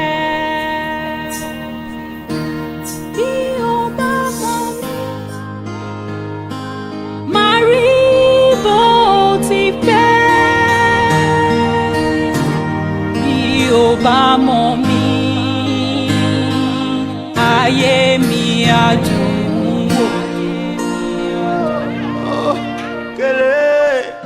Ṣebí rẹ̀ la mọ̀ kókó ayé mi o. Olúwa mọ̀ mí kedere, mọ̀ mí bó ṣe fẹ́. Káyé mi ó gbàtúmọ̀ ìrẹ́ láyé mi yẹ o.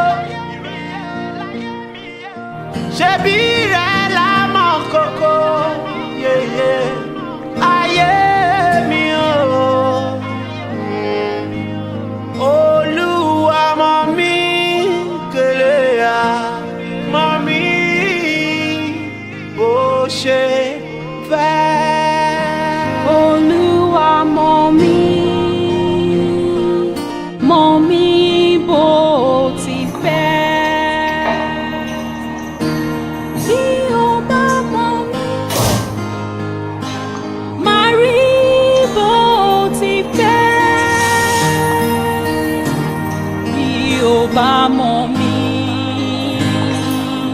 ayé mi á dùn ṣé bí wọ́n là mọ̀ gbogbo. Are you okay? Ayé mi o Olúwa mọ̀ mí. Are you sure? What's wrong? Why are you so heavy? I just heard the news. What news? What news, baby? The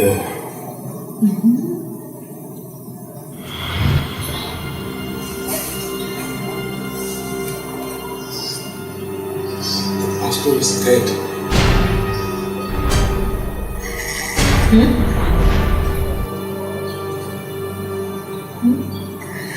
Yes, he's dead.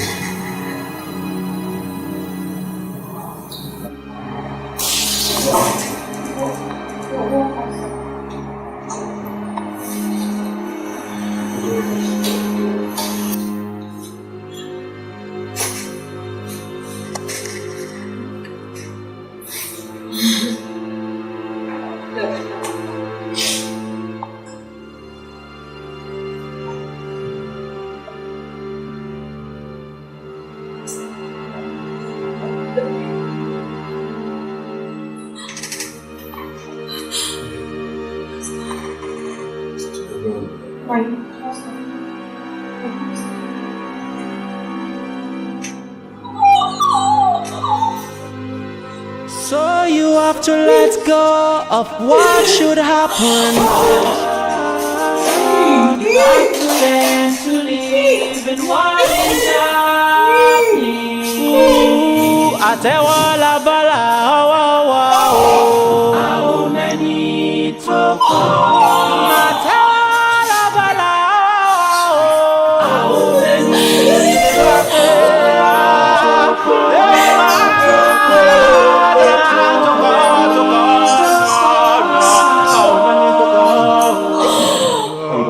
Falling in love is easy. Don't you get it? Staying in love is a challenge. Don't you get it? It takes sadness to know happiness. It takes absence to cherish presence. You see life from the other side. You wanna give up.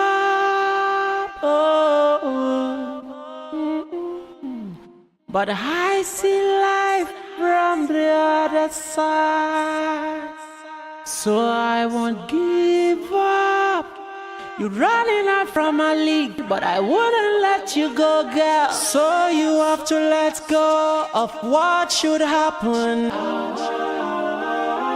You have to learn to live in what is happening. Àtẹ́wọ́ labala àwọn mẹ́ni tó kọ́. Àtẹ́wọ́ labala àwọn mẹ́ni tó kọ́. Àtẹ́wọ́ labala àwọn mẹ́ni tó kọ́. Àtẹ́wọ́ labala àwọn mẹ́ni tó kọ́.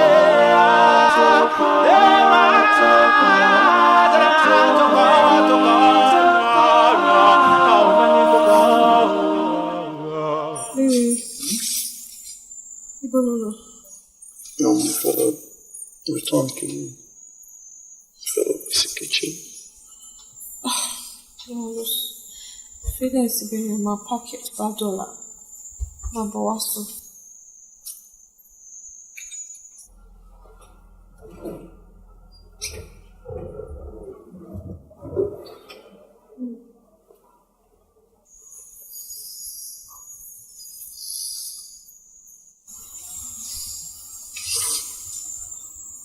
Ọ̀ká tó sùn ṣe Mo lè béèrè ìbéèrè kan lọ́wọ́ ẹ̀.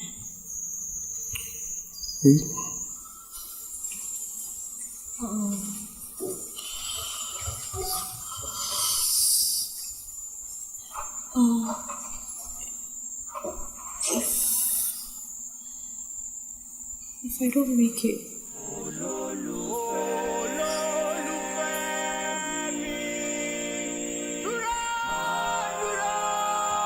would you be fine without me? No, jáde lẹ́nu. Níbo ni tí kó gbogbo ọ̀rọ̀ tó ń sọ ìsinmi làkàyè tó fi jáde? I'm so far to make it. Who told you can make it? Who? Ẹ̀rù kò bá mi. Àyà mi já. Mo dẹ̀ wà confused because I just keep asking myself the same question all over again. What if I don't make it? Tí bá nífẹ̀ẹ́ dáadáa, ó yẹ kí n bá wá alternative. You know, just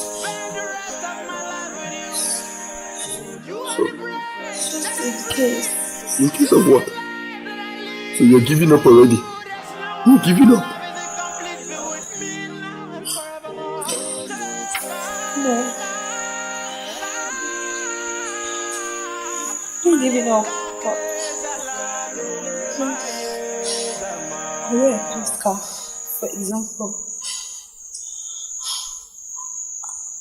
It's got to say news, hexer. Ó difficult fún láti move on. Èmi wá rò pé ká ní pé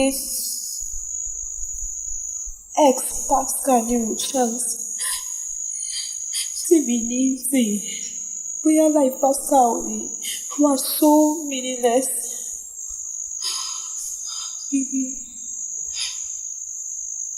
I don't want you to end up like Pascal. Ọ̀rọ̀ ìfẹ́ máa ga jù. Ọ̀rọ̀ ìfẹ́ máa lágbára. Ìjì ìfẹ́ tó ń jà yóò gbọ́dọ̀ gbé wa lọ.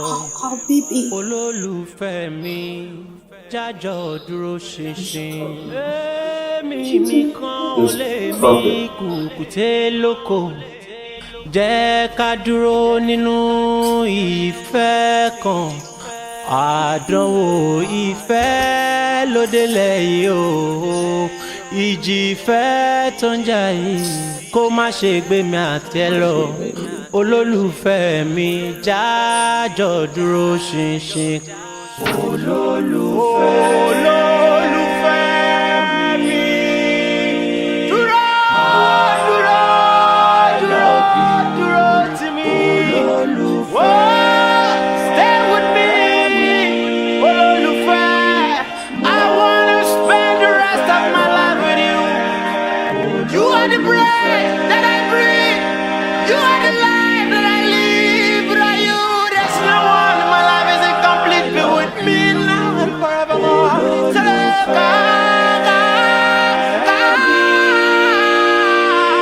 Malika ke saladele maye zama.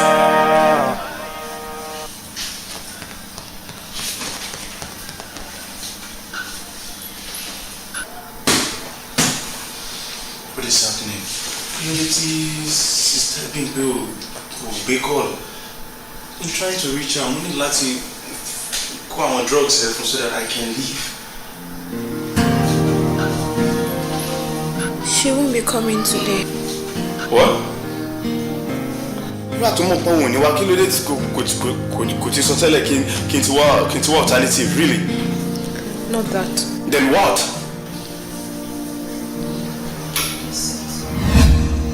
You're okay, right? Really? Baby. Mo gbọ́ nípa ikú pastor. I'm so sorry about it. Lillian, look at me. Look into my eyes. Kò sí nǹkan tó máa ṣe. O ò ní kú. Very strong woman. Ṣorí ìwọ tó gbóyún ẹ̀, ọ̀nà ló máa bí ọmọ ẹ̀. Tó bá wá bí tán, ẹ̀mí ẹ̀ báyìí ló máa fi tọ́ ọmọdé. So kò sí kú lójú ẹ̀ o. Continue to be strong. Don't lose hope, yeah? You have God and you have me. It's okay. It's fine. Sister Bimpe, you promised to make it up to me. So far, so good. I didn't try best, eh? Just look of it to You've been trying your best. It's okay. Baby, I wish I could do more. I just wish I can just take this pain away. Maybe I take it truly gbogbo nǹkan tó jẹ́ kó wà báyìí. Ó dàbí pé kíkọ sí ẹ̀ wá nǹkan tí mo lè fi kókó lára ẹ̀ lẹ́ẹ̀kan náà. Just understand. So it's okay. And do be alright. Sister Bimpe, mo wọ pé nǹkan tí mo fẹ́ sọ yìí ó lè sound so stupid létí yín, but mo fẹ́ kẹ́ mọ̀ pé me mean any harm, but ẹ̀yin nìkan ni mo lè entrust family mi fún. Sister Bimpe, you know, while trying to save my baby,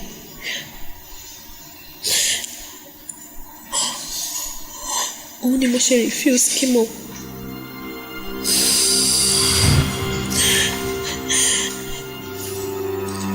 But at the same time, Moko, it doesn't show it or tell me, but Momo pé ọkọ mi wà lonely.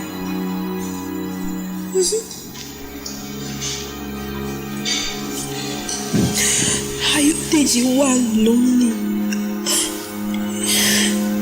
He's very lonely. And besides, only call the doctor. He can't do it all by himself. Sister Bimpe,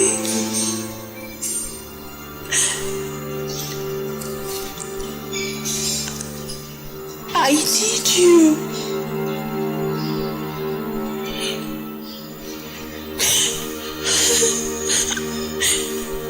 I need you to start a new life with my husband. Please, for me, for my unborn baby. You said you love me. You promised. Something you loved. You promised me. Please. Please. Lillian. Oh, stop! Are you trying to insult me? No, don't insult me, Lillian. Don't insult me. This is an insult. How could you? Why would you have to look on me? Oh, Moko, what if you are short if you want me? Won't stop me away in little money. I'd rather go than sit down here and allow you to insult you. So you have to let go of what should happen.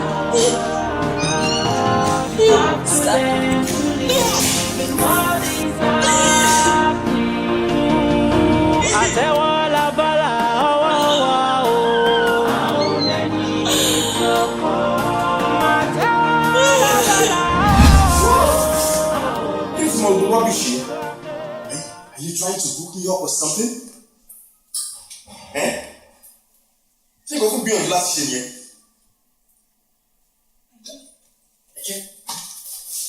I can't even imagine the sound.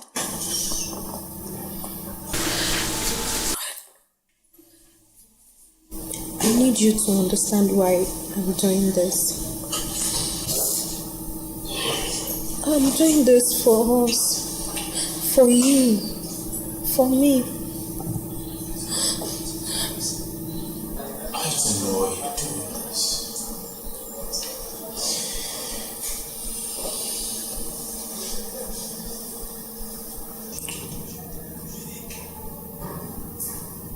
Okunidala to promise me that you will make it. Promise me you will make it.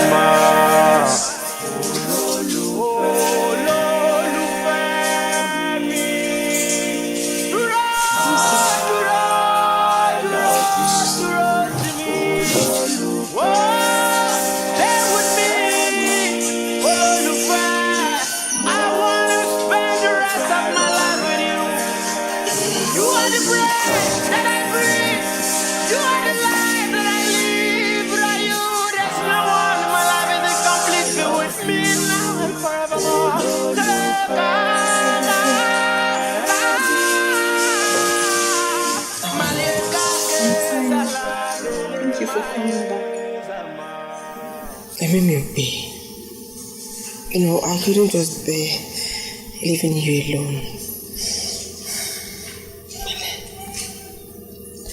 Àtìgbà tí ẹ ti wá náà ni Dèjì ò ti lè lọ síbi iṣẹ́. Kò tẹ̀ lè concentrate on work. Ṣé ló máa ń dúró sílé láti make sure pé mo wà okay. Mo ti miss nǹkan. I have missed you too. I missed you so much. Ṣé ẹ ti wá ro ohun tí mo bá yín sọ?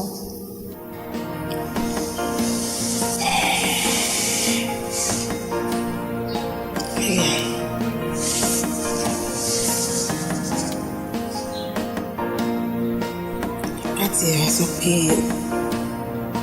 pé mo wá ro nǹkan tuntun fún mi. Káwá assume pé mo wá consider ẹ̀. I don't think that you want to compromise the kind of feeling he has for you for another. See, baby, let's concentrate on you. I want the 100% attention to be on you and your baby. I believe you're going to get better. Believe? I strongly believe. Do you understand?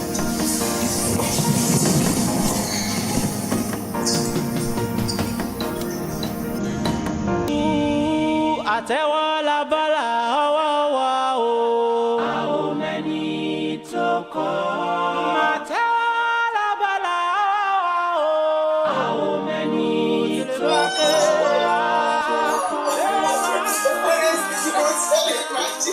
Babe, how are you? Hello. How are you, darling? See, Lydia, I bought you some veg. You like it? Let me go and prepare it. See, we'll consider that. Of course. I'm going to buy it. See what? I see that I needed a cigarette I didn't find. You've forgotten about me already.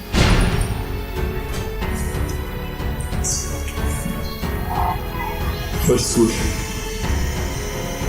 It's in a long how. Forget you, no.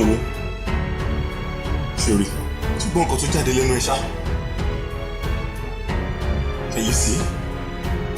You're acting like you're strong. But you're not one bit. You're not even ready to handle what you're trying to do.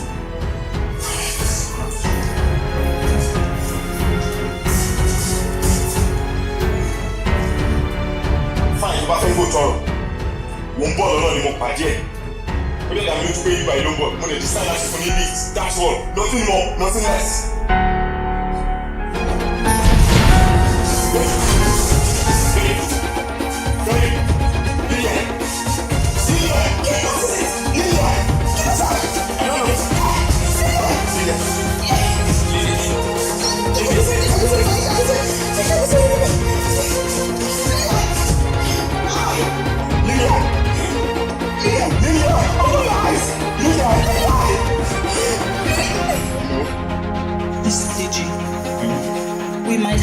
leave her here till she delivers. Kilode, you know she push me, Jenny.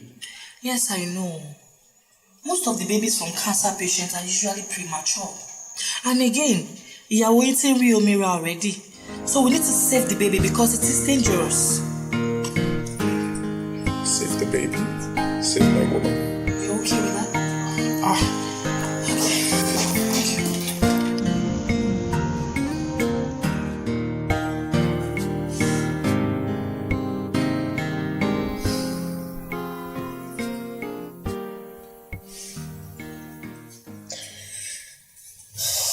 Baby, our son looks so much like you.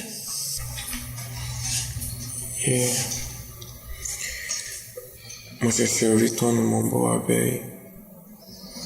He's very handsome.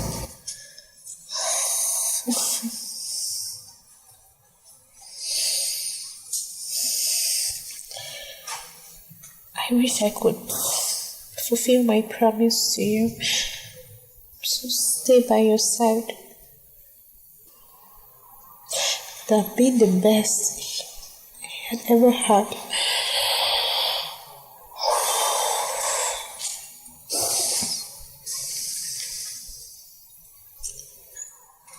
I wish I could stay. I'm so sorry. Stay with me. Promise me you'll stay with me. Baby. Tell my baby that I love him so much. But as it is, I am getting weaker by the day. So, you're coming.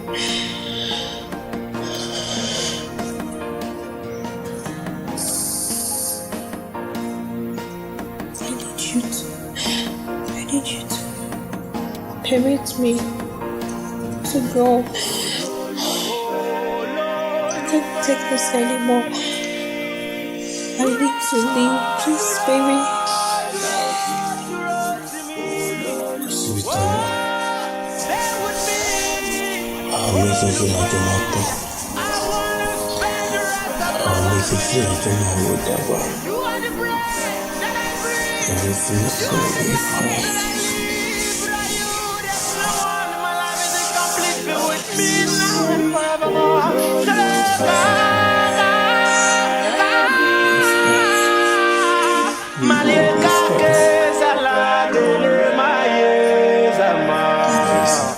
We thank God, she's very fine now. Long shot. I'm so happy. I am. Thank you. Oh, sister, she has to get our food here. Of course. Okay, Ellie, let's talk in a word. You know what? I'll be in my office. Okay. All right. Yeah, you're welcome.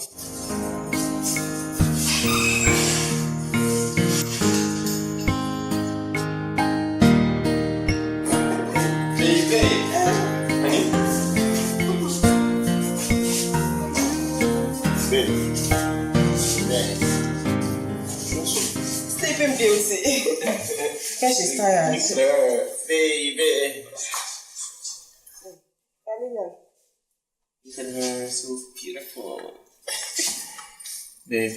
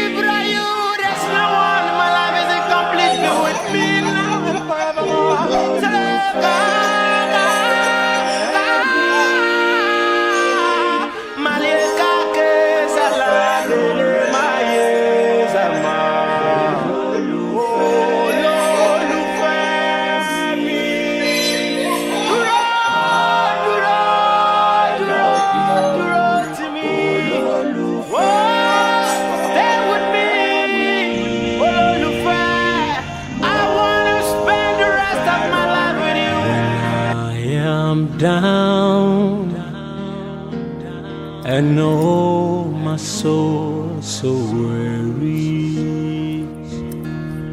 When troubles come and my heart burden be.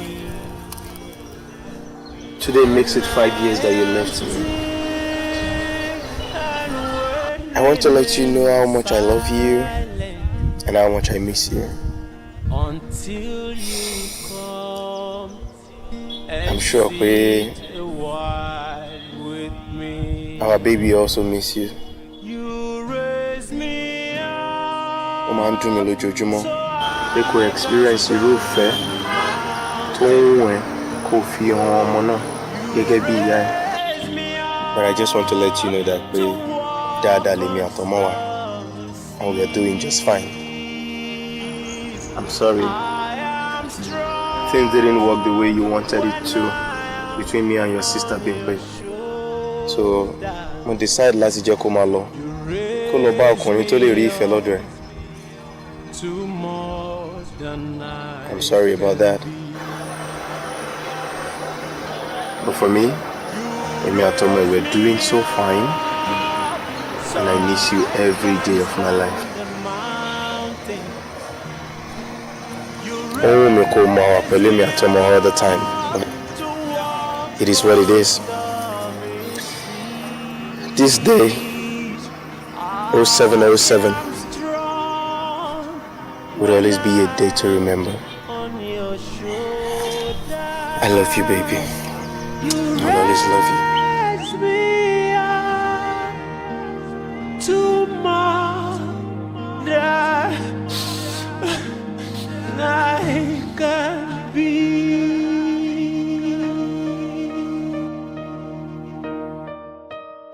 Ẹ má fọ̀rọ̀ ìfẹ́ ṣeré, ọ̀rọ̀ ìfẹ́.